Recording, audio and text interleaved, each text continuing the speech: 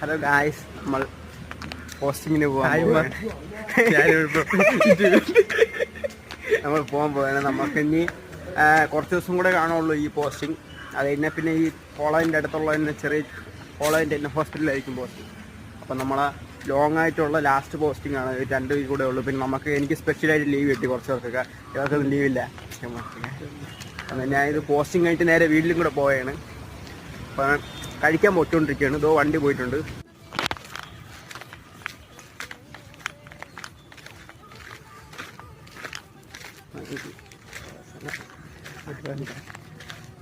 Hello guys, ഇതാണ് നമ്മളെ അനസിൻ്റെ ഉപ്പ. നമ്മളെ കട്ട സബ്സ്ക്രൈബറാണ്.